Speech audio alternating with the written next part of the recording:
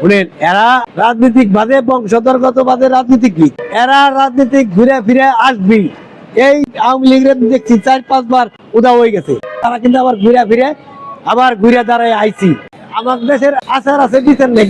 কে বিচার মানে? আইন মানে। যদি আইনই মানে তাহলে তো তারা গিয়ে আর সনদ বাতিল হইতে পারে না, বাদ করে প্রধানমন্ত্রী হতে পারে না। তাহলে হাসিনার বেলা তো ওই একই কাহিনী। এও প্রধানমন্ত্রী আসলো, আগে আসলো, আবার আবার প্রধানমন্ত্রী। জুলাই যে করছে, এটা কোন দেশের সাথে যুদ্ধ করছে যে তাকে সনদ দিব? সেই সংবিধান আছে? তাহলে জুলাই শব্দটা ব্যবহার করে অনেক টাইম আছে, হাসিনা আইলে কারো রক্ষা থাকবে। জুলাই সনদ মানিটা কি? সনদ অর্থটা কি? এরকম হাজার হাজারো আন্দোলন বহুত কিছু করা হয়েছে। সমস্ত লোকের সনদ দেওয়ার পরে না জুলাই সনদের চিন্তা করবো। জুলাই সনদ যারা নিব জিন্দা মরবো। অতএব আমি বলবো এই সমস্ত সনদ বাটপারি ছাড়েন, ভালো ভালো অনেক চিন্তা ভাবনা করেন। একটা জিনিস দেন, তারেক জিয়াও এই দেশে বংশই দিয়ে গেছে, সে আর রাজনীতি করবে না। তারপরে 17 বছর পরে হইলো আল্লাহ তারে আবার আইনে দেশের প্রধানমন্ত্রী হয়েছে।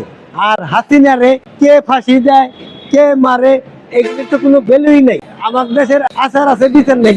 কে বিচার মানে? আইন মানে। যদি আইনই মানে তাহলে তো তারা গিয়ে আর সনদ বাতিল হইতে পারে না, বাদ করে প্রধানমন্ত্রী হতে পারে না। তাহলে হাসিনার বেলা তো ওই একই কাহিনী। এও প্রধানমন্ত্রী আসলো, আগে আসলো, আবার প্রধানমন্ত্রী। কার ফাঁসি কারে দেয়? আর এই যে জুলাই করে, জুলাই অর্থটা কি? জুলাই যে করছে, এটা কোন দেশের সাথে যুদ্ধ করছে যে তাকে সনদ দিব? কোন রাষ্ট্রের সাথে যুদ্ধ হয়েছে? তাদের সেই দেশে থেকে আমরা স্বাধীনতা আনছি, সেই পতাকা আছে, সেই সংবিধান আছে। তাহলে জুলাই শব্দটা ব্যবহার করে অনেক টাইম আছে, হাসিনা আইলে কারো রক্ষা থাকবে। এটা আমরা কেন নিচ্ছি? এটা আমরা ভালো বুঝি। জুলাইয়ের সার্টিফিকেটটা যে কোন দেশে কোন বাটপার রাত করছে, আর কোন স্কুলে থেকে দিছে, কোন ইউনিভার্সিটি থেকে দিছে, ওই যারা নিছে ওই বাটপার রাই যান। ভালো মানুষেরা জুলাই সনদ সার্টিফিকেট ওটা খুব, ওই সার্টিফিকেট দেখাইলে তো ওর ফ্যামিলি সুবিধা সব সুবিধা মারি গুজা খাওয়ান না বুদ্ধি। শুনেন, এরা রাজনীতিক বাদে বংশধরগত বাদে রাজনীতিবিদ, এরা রাজনীতিক ঘুরে ফিরে আসবি। এই আওয়ামী লীগের দেখছি 4-5 বার উদাও হয়ে গেছে, বাদ করছে, জামাতে বাদ করছে, এরকম বড় বড় দলে করে বাদ করছে। তারা কিন্তু আবার ঘুরে ফিরে আবার ঘুরে দাঁড়ায় আইছি। হাসিনা তো 100% এই বছরের ভিতরে আইসিয়া, তারপর দরকার হলে সে সমঝোতায় বসবো, দরকার হলে ইলেকশন লাগলে ইলেকশন দেবো। আর যদি প্রধানমন্ত্রী হয়ে তাও পারে। এটা এটা হচ্ছে আর পলিসি খেলা। আচ্ছা, প্রসিডিউর তো বলছে যে শেখ হাসিনা বাংলাদেশে ঢোকা মাত্র থেকে অ্যারেস্ট করা হবে, গ্রেফতার করা হবে, তাহলে বসবে কিভাবে সমঝোতায়? ভালো কথা।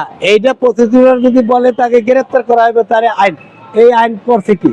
এই আইনটা করলো কি? তাহলে তারে গিয়া যে মুসলকা দিয়ে গেল লন্ডনে, সে আর রাজনীতি করবো না, ওই আইনটা করছে কি? আইন কি আলাদা আলাদা ভাবে হয়? এ যদি মুক্তি পায় পারে, তাহলে হাসিনাও মুক্তি পাইব।